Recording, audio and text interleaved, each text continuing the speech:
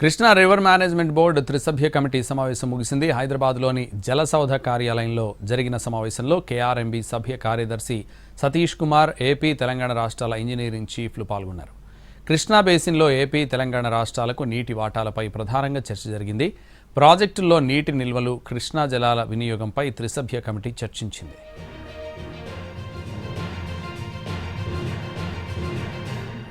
సాగర్, శ్రీశైలం ప్రాజెక్టుల్లో నీటి వాటాలపై చర్చ జరిగిందన్నారు తెలంగాణ ఈఎన్సీ రమేష్ బాబు. తాగునీటి కోసం మాత్రమే వాడాలని కేఆర్ఎంబీలో నిర్ణయం జరిగిందని తెలిపారు. 50-50 రేషియో లెక్క తాగునీటి వాటాల పంపిణీ చేయాలని చర్చించామని వివరించారు. అలాగే ఏపీ పోతిరెడ్డిపాడు నుంచి నీళ్ల వాడకంపై ఫిర్యాదు చేశామన్నారు ఈఎన్సీ రమేష్ బాబు. ఏపీ ఇప్పటికే 10 టీఎంసీలు వాడుకుందని, ఇక నుంచి నీళ్లు వాడమని చెప్పిందన్నారు. సెప్టెంబర్ 4న తాగునీటిపై మాత్రమే చర్చ ఉంటుందని చెప్పారు. మరోవైపు ఎల్నినో సందర్భంగా డ్రింకింగ్ వాటర్ ప్రాధాన్యతపై చర్చ జరిగిందని ఏపీ ఈఎన్సీ నరసింహ తెలిపారు. ఏడాది మొత్తం నీళ్ల వాడకంపై తెలంగాణ ప్రతిపాదన పెట్టిందన్నారు. అయితే అక్టోబర్ వరకు పెట్టాలని అడిగామని వివరించారు. ఏపీ తరపున 47 టీఎంసీ నీళ్లను అడిగామని, అందుకు తెలంగాణ అభ్యంతరం చెప్పిందన్నారు ఏపీ ఈఎన్సీ. రేషియో అంశం చర్చకు రాలేదన్నారు నరసింహ. పోతిరెడ్డిపాడు నుంచి ఏపీకి 22 టీఎంసీలకు తెలంగాణ ఒప్పుకుందని చెప్పారు. Krishna river management board 3 member committee meeting జరిగింది. అయితే ఈరోజు మీటింగ్లో ముఖ్యంగా రిజర్వాయర్లో ఉన్నటువంటి నాగార్జున సాగర్, శ్రీశైలం ఉన్నటువంటి నీళ్ళని ప్రస్తుతం ఉన్నటువంటి ఎల్నినో కండిషన్ వచ్చే జూన్ 2027 దాకా వచ్చేటువంటి ఎల్నినో కండిషన్ని దృష్టిలో ఉంచుకొని రిజర్వాయర్లో ఉన్న వాటర్ని ఎటువంటి పరిస్థితుల్లో డ్రింకింగ్ వాటర్కి, తాగునీటికి మాత్రమే వాడటానికి ఒక నిర్ణయం అయితే తీసుకోవడం జరిగింది. కాకపోతే ఇరు రాష్ట్రాల మధ్య నీటిని ఏ విధంగా డిస్ట్రిబ్యూట్ చేయాలనేది దాని మీద ఇంకా నిర్ణయం తీసుకోలేదు. ఆ నిర్ణయంపై మళ్ళీ సెప్టెంబర్ 4వ తారీఖు నాడు మళ్ళీ 3 మెంబర్ కమిటీ కూర్చోవాలని చెప్పి డిసైడ్ చేయడం.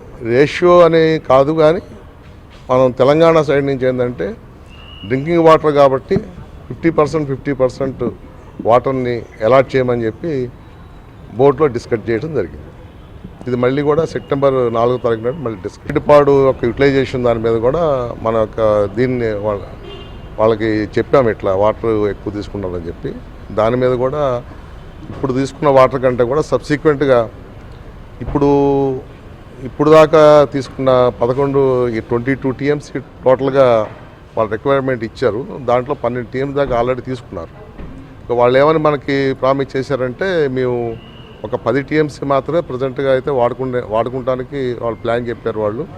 దాని తర్వాత ఎటువంటి పరిస్థితుల్లో మేము అక్టోబర్ 31 దాకా కూడా ఎటువంటి పరిస్థితుల్లో నీళ్లు దాని నుంచి ముట్టుకోము అని చెప్పారు. శ్రీశైలం రిజర్వాయర్లో నీళ్లు కానీ, నాగార్జున సాగర్ నీళ్లు కానీ డ్రింకింగ్ వాటర్ కోసం మాత్రమే ప్రస్తుతం ఆలోచనలు ఉన్నాం.